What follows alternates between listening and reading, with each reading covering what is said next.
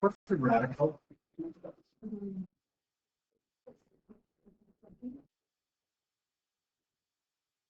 Any experiment that can be represented in the form. What's the radical?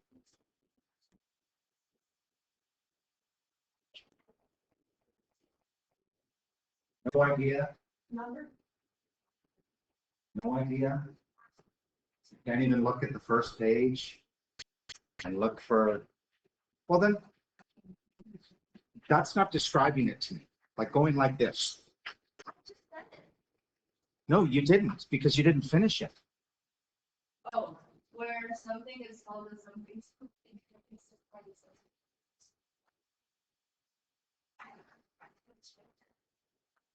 Okay. Okay. How about this? Can you give me an example of a radical?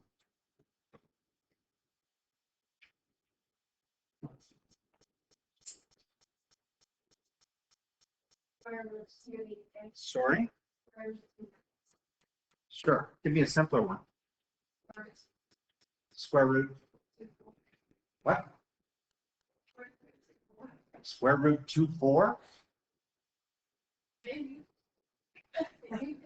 Oh, keep going. I mean, at least you're trying. You're on the right track. Yeah, it's Square root 2/4. Sometimes called 24. So I said square root TO or square root of 4. Yeah, like to the power. Square root of, not to the power. That's her. Square root of 4. Yes. Give me another example. That's not a square root.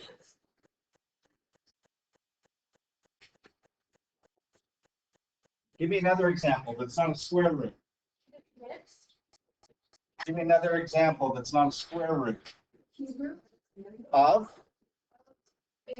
Sure, cube root of 8. Okay? Give me an example that's not a square root or a cube root. It's not in there. Oh, well, it could be. Okay, square root, and then you gave me a number. Cube root, and then you gave me a number. You think of another one. I heard it. Fourth root. Another one. There you go. Okay? Like the four. Okay, so what does square root mean? Like if I asked you to find the square root of 4, yes, you know what it is, but what are you finding? That's all I heard. Yeah. Number that makes the number one by itself. Okay, so what number times itself is 4? Sure, yeah. Cube root of 8.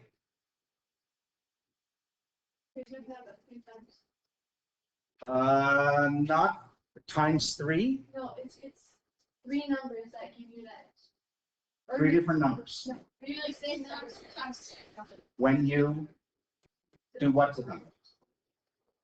by each other. Right, good. Okay. So we're getting the idea of a radical. So a radical, yes, is any expression that can be written in the form, well, first of all, we're going to use that symbol. That's called the radical sign. We have a little number to the outside. Okay? If there is no number there, we always assume it's what root? Square root. But there's a little number out there. And then there's something inside, usually a number. This year we're going to start putting in some variables. We call that little number the index. That tells us the root to take. That tells us what times itself this many times gives me this. This is called the radical sign. Whatever's inside is called the radicand.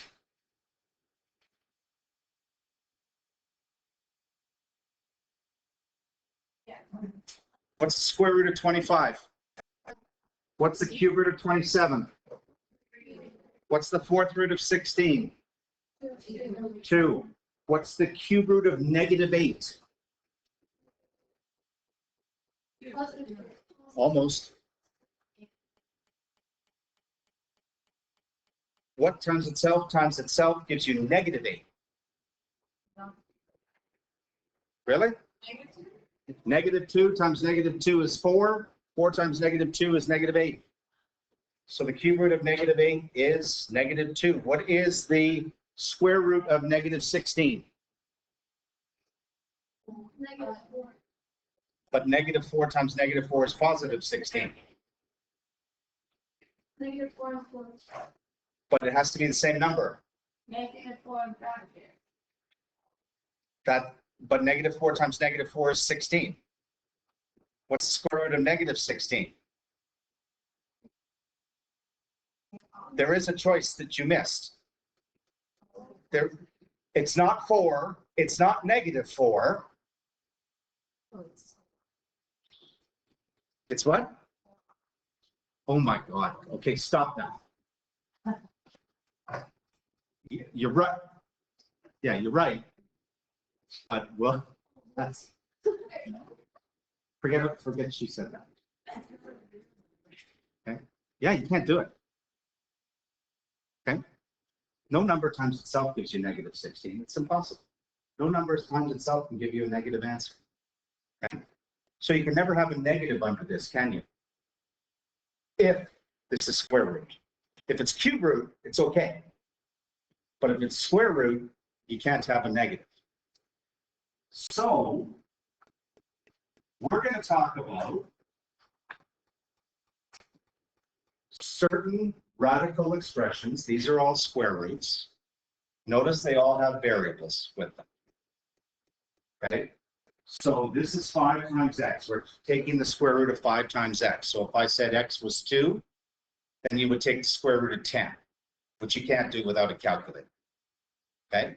If I said x was 5, then you do 5 times 5 is 25, take the square root of that, and you get 5. That one you can do without a calculator.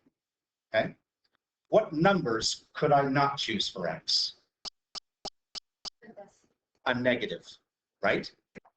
If I chose -2 or -3, I get -10 or -15. I can't take the square root. What's the smallest number I could choose? That if I plug it in, I can still do it. 0. Okay? So what this means, that as long as x is 0 or larger, I can use this. That's what it means when we say restriction. It means you can only use this if x is greater than or equal to 0. And remember that symbol, greater than or equal to. Whatever you plug in for x, afterwards it's got to turn out to a positive number. What's a way to always figure out what the variable is, what the restriction is? Well, doesn't this whole thing have to be 0 or larger? So doesn't that mean that a minus 5, whatever I plug in for a, must be greater than or equal to 0? Solve that. Remember that from grade 9? No. If I said a minus 5 is equal to 0, what's a? 5, right? Okay. You solve these things the same way you solve equations. Add 5 to both sides.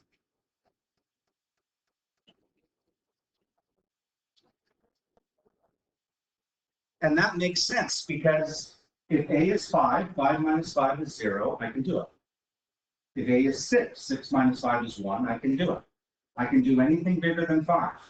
But if I chose 4, something less, 4 minus 5 is -1, I can't do that. So it has to be 5 or larger. For this one, same way. A plus 8 must be 0 or bigger. How do I translate that to math? Greater than or equal to 0. Therefore, A has to be greater than or equal to -8. Which makes sense, because you can put some negatives in here, because -8 plus 8 is 0. I can do it. -7 plus 8 is 1. I can take the square root.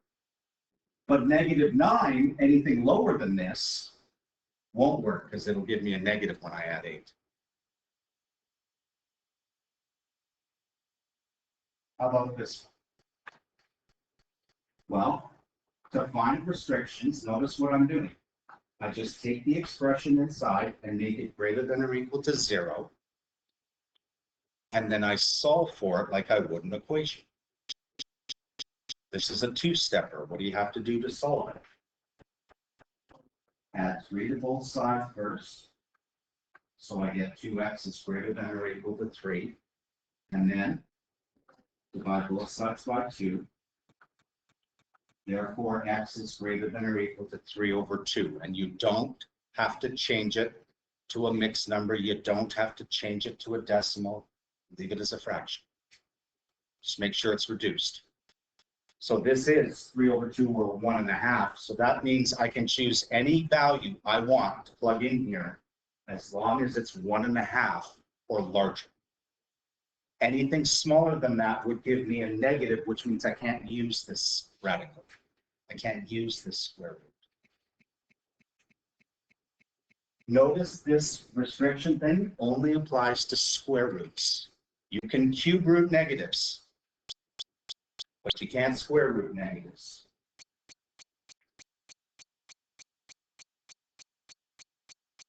Why are there no restrictions for this? Square root of a squared. Think about it.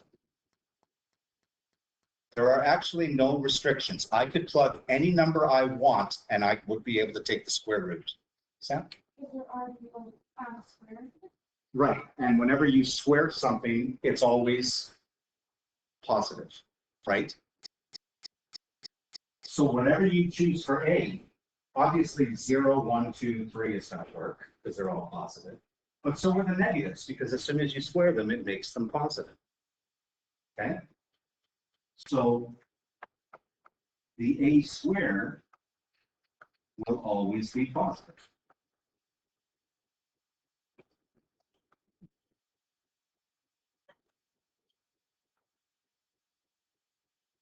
Spell.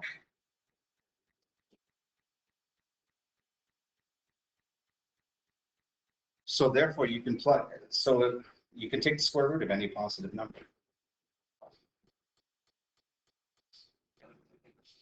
How about the cube root of x? Why are there no restrictions? Well, this is because we can cube root negative numbers.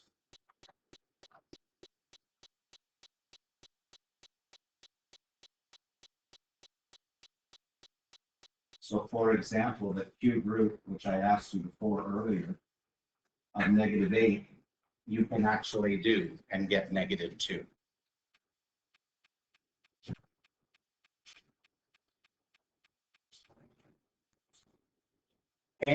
If this is an odd number, this index number, you can do negative numbers. If it's an even number, you can only do greater than or equal to 0.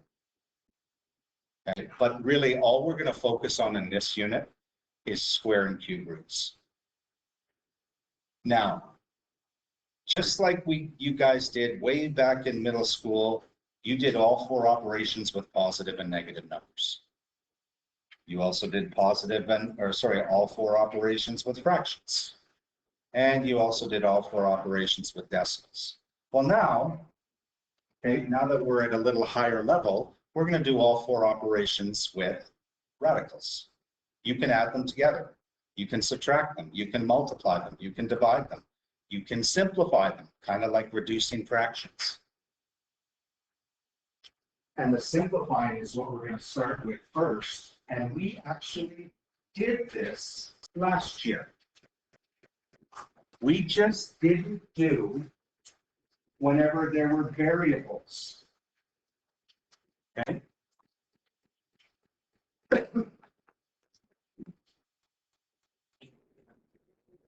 So this is actually review from last year.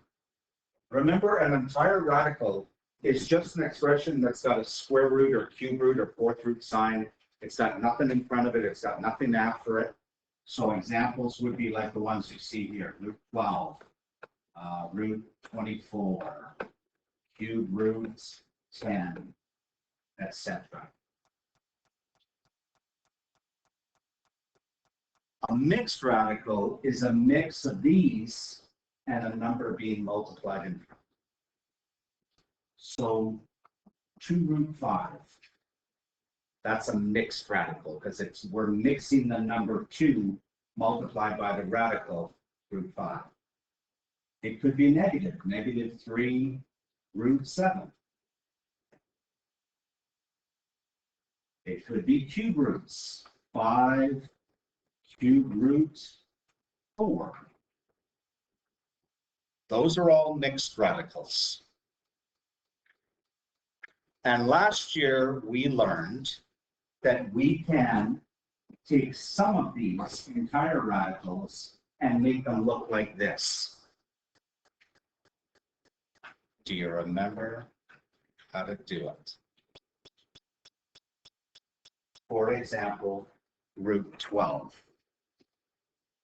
Okay? Somehow I want to make this entire radical look like a mix of a number times a radical. How did I break it down? You break it down by 2 numbers that multiply. Yes, but one of the numbers has to be not even. Right, it has to have a whole square root, or in other words, it's a perfect square. Okay, so on the very first page of your lesson, okay, I gave you a list of all the perfect squares up to 144. Is there a number in that list that divides evenly into 12? 4. So therefore, I can break this down into the square root of 4 times the square root of 3.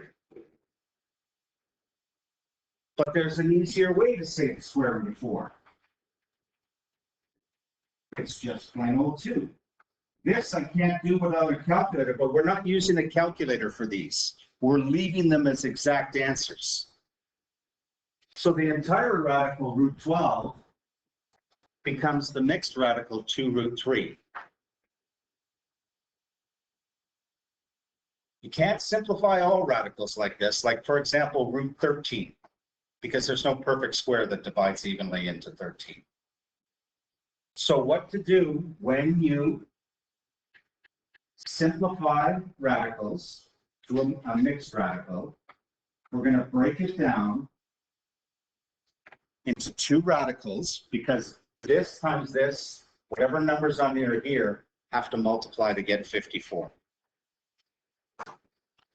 But this has to be a perfect square, the highest one. What's the highest perfect square that goes into 54 evenly? 9. And if this is 9, this must be 6, because 9 times 6 is 54. Why did I break that up? Because the square root of 9 can be written as 3. The square root of 6, I can't go any further with it, so I just leave it. And remember how you read these things. You read the number in front, and then roots, if it's a square root, whatever the number is inside, or the radicand. So 2 root 3, 3 root 6. Not only can you do this with square roots, but you can do it with cube roots. Except you've got to change your thinking. First of all, you're finding 2 cube roots that multiply to get 32. Where this number is the highest perfect cube, and you notice on this list here, I gave you a list of perfect cubes up to 125. You should know those ones like 1, 8, 27 for sure. We're not going to do too much with cube roots. We're going to focus more on square roots. Is there a highest perfect cube that divides evenly into 32? 8, which means this must be, because 8 times 4 is 32. So therefore, the cube root of 8, why did I do that? Because it simplifies all the way to 2. The cube root of 4, I can't do anything. So you would read that as 2 cube root 4. Do E first. Try E. And then if you get that one, then go back to D. But remember what I said, when you simplify these things, you have to find the highest perfect square or highest. Sometimes more than one perfect square will go into the number. Yeah. What's that? You look a little. What do we do? Yeah, I know it's weird. E, then D. Oh. Yeah. I just want you to practice with one where there's only one perfect square on your own.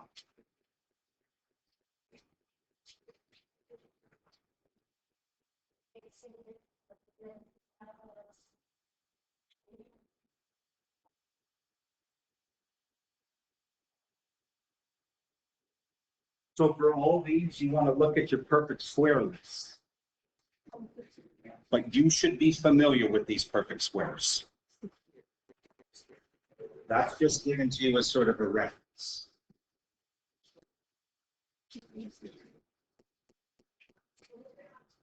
And somebody tells you, what root 52 breaks down to?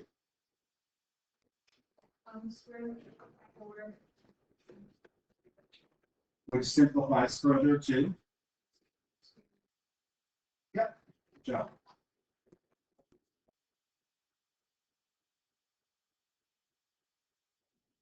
Some of them we got to be a little careful with.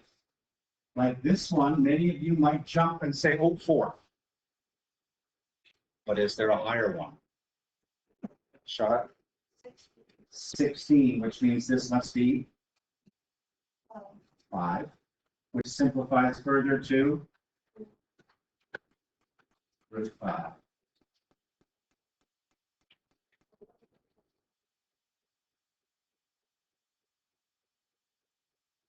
Put this one together. Hopefully the highest one will jump out at you. 100. Which means the other radical must be 2, which simplifies further to 10 root 2.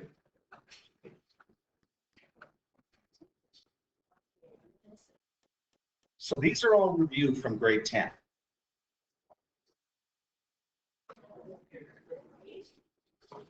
These next ones are a little different. And they're different because they've got variables with exponents in them. Okay. Well, we can deal with these because not only can you take the square root and cube root of numbers, you can take the square root and cube root of powers. Like, for example, the square root of x squared, well, what times itself gives you x squared? X. The square root of x to the third, you can't do, because nothing times it's, well, actually, that's a lie, because it's 1.5, but we're not going to do that. What times itself gives you x to the fourth?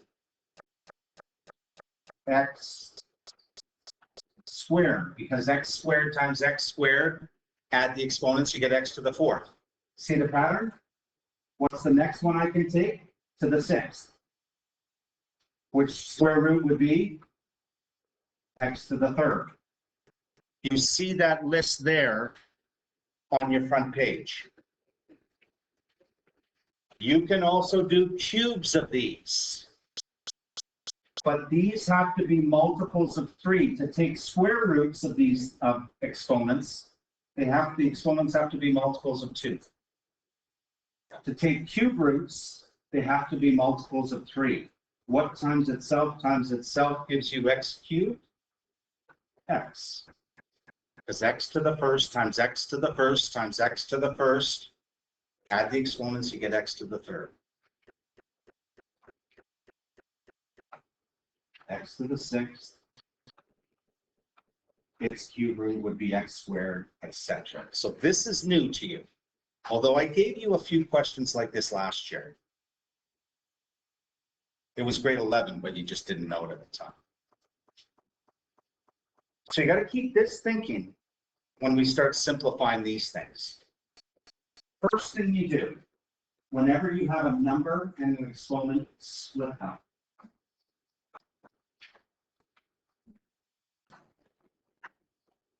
Because remember, square root of 48x to the sixth is the same as square root of 48 times square root of x to the sixth.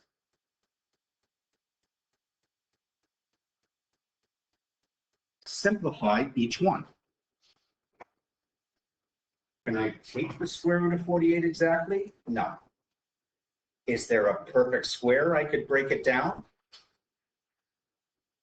And the highest would be 16, which means this must be 3. Can I take this exactly? Doesn't it become x squared?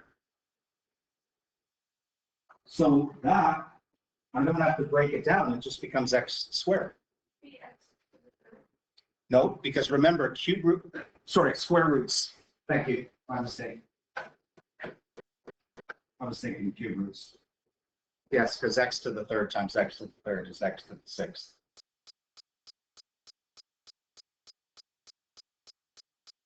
Well, we can simplify a little further. Square root of 16 is 4 times the square root of 3 times x to the third, but that order doesn't look very nice. So after you get to this step, put everything that's not in a radical together.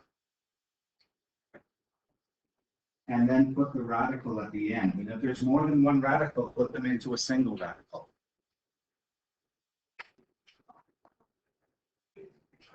Okay? Don't worry, this will come. Let's try another one. First thing you do is split. Square root 24 times square root x to the 9. And then simplify each one. Can I take the exact square root of 24? No. But can I break it down to a highest perfect square? 8. 12, 2, and 8 are not perfect squares. 4. 4 times 6. I can't take this one exactly, can I? Because it's odd.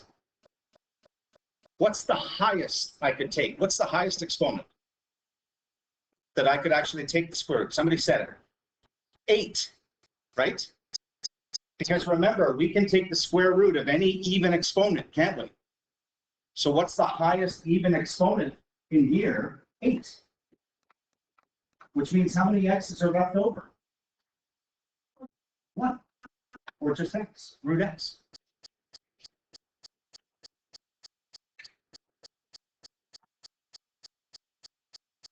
So this one we had to simplify both by finding the highest perfect squares.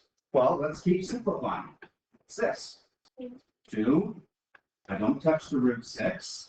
I can now actually take this. X, what times itself gives you x to the 8th. Remember, you add the exponents. What number plus itself will give you 8? So it's x to the 4th. This I can't do anything with. And now put it in proper order. Anything that's not under a radical, put it together.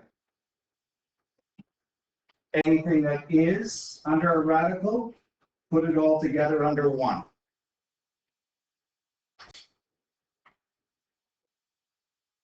They can they can look a little complicated, but if you just sort of stick with the simplifying process, you'll be fine.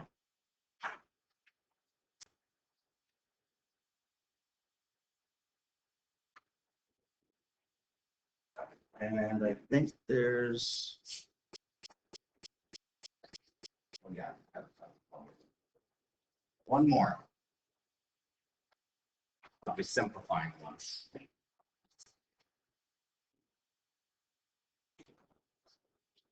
Well, split, but remember, these are cube roots. So cube root 24 times cube root k to the 7. So you're not thinking highest perfect squares anymore, you're thinking highest perfect cubes. Well, I can't take the cube root of this exactly, so I've got to break it down. The highest perfect cube? Sorry? 9? Okay. 8, and this one would be 3. I can't take the cube root of this exactly. Remember, cube root, these must be multiples of 3 to take them exactly. Like k to the 3rd, k to the 6th, k to the 9th. What's the highest? K to the 6th. Which means how many cube root k's are left over? Just 1.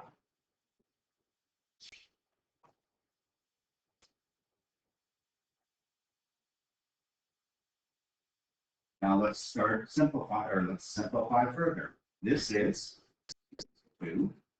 This I can't do anything. This is what times itself gives you k to the 6th. Think k squared. Because 2 plus, remember we add the exponents, 2 plus 2 plus 2 is 6. I can't do anything with this. Anything that's not under a radical, put it together by multiplication. Anything that is under a radical, put it together by multiplication into a single radical. Don't forget the cube root. Okay? That's usually the most common mistake students make on a question like this, is because they're always thinking square root, but they forget the cube.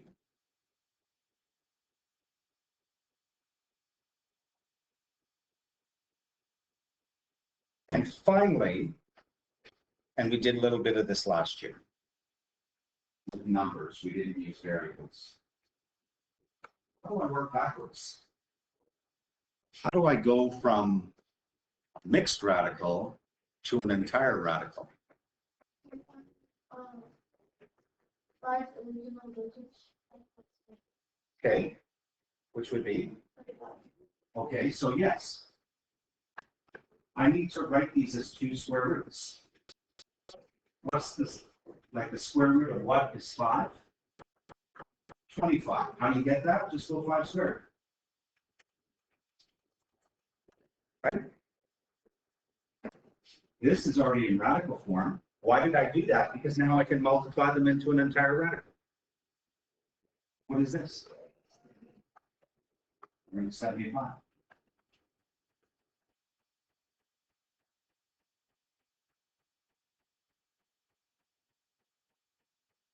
Don't get thrown by the exponents and the variables. How do I write this using a square root? Square it. Take the a third and square it. What is a to the 3rd squared? A to the 6th. Now I can multiply those. Remember, a is the same as a to the 1st. So this would be square root of a to the 7th. That's this entire radical.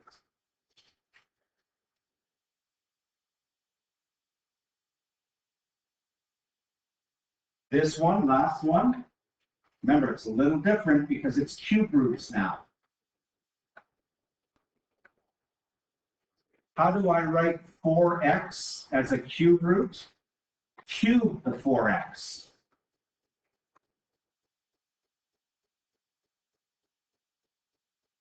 Be careful with this. What is 4x cubed? Or 4x all to the third?